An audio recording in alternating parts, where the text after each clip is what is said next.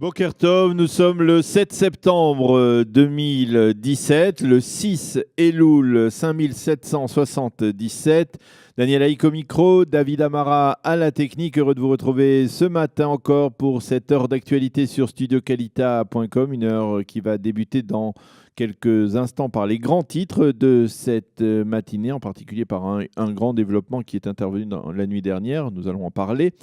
Vers 8h10, nous vous présenterons une interview que nous avons réalisée mardi soir à Mikvé Israël à l'occasion de la rencontre entre les dirigeants de l'Alliance israélite universelle et le nouveau secrétaire d'État français au numérique, Mounir Majoubi, qui termine aujourd'hui une visite de 3 jours en Israël, une visite parallèlement à celle du ministre français de l'économie et des finances, Bruno Le Maire.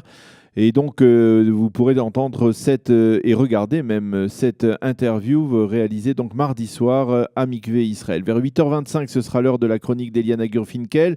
Vers 8h35, je vous présenterai la revue de la presse et des médias israéliens. Et vers 8h45, notre second invité sera ce matin Elodie Madar, qui a fondé en France l'association Choisir l'école juive il y a 5 ans et qui nous parlera de sa rentrée des classes dans les écoles juives en France avec les instants de satisfaction et aussi les problématiques des écoles juives en France aujourd'hui. Les grands titres de l'actualité, comme je vous le disais, il y a un titre qui se distingue ce matin. Selon des sources libanaises, des avions de chasse de l'armée de l'air israélienne auraient bombardé la nuit dernière un convoi du Hezbollah dans le nord de la Beka libanaise, à l'est donc du pays du Cèdre. Et selon d'autres sources, Tsahal aurait également bombardé une base militaire à Hama, en Syrie. Il s'agit d'une base qui sert de centre de production d'armes non conventionnelles. Il pourrait s'agir d'une base du CERS. Ces révélations n'ont pas été confirmées par Israël. Elles ne le seront probablement pas, mais elles n'ont pas été confirmées non plus par le palais présidentiel syrien à Damas.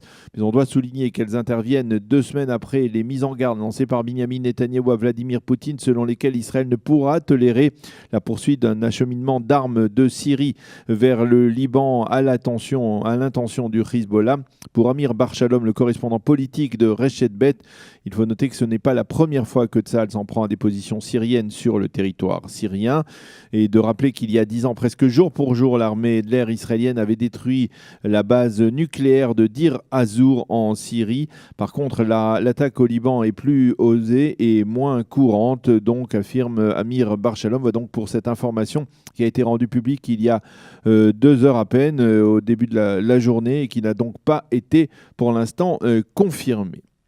Le président de l'État, Reuven Rivlin, poursuit sa visite en Allemagne. Hier, il a inauguré le monument à la mémoire des 11 athlètes israéliens assassinés il y a 45 ans à Munich lors d'un attentat commis par les Palestiniens de Septembre Noir. Et il s'est ensuite recueilli dans le camp de concentration de Dachau, où il a déposé une gerbe. Nous ne vous oublions pas, lancé le président Reuven Rivlin à l'adresse des 11 athlètes israéliens assassinés.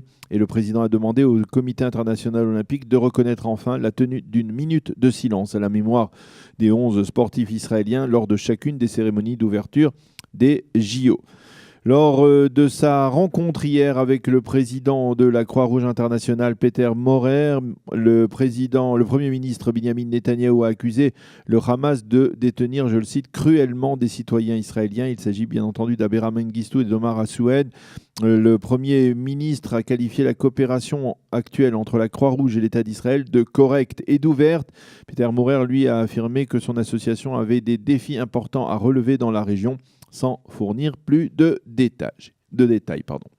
Et puis, une nouvelle défaite cuisante de la sélection israélienne de basketball hier soir à Tel Aviv, cette fois contre les Ukrainiens, 88-64. C'est bien entendu dans le cadre de l'Eurobasket qui se tient cette année en Israël. C'est la 4e défaite de la sélection israélienne cette semaine sur 5 matchs.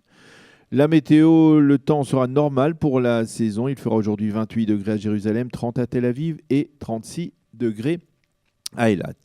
Nous allons marquer une pause et comme je vous le disais, on se retrouve quelques secondes après pour la diffusion de cet entretien que nous avons réalisé mardi soir à Mikvé Israël avec le secrétaire d'État français au numérique, Mounir Majoubi, qui était donc l'invité de l'Alliance israélite universelle.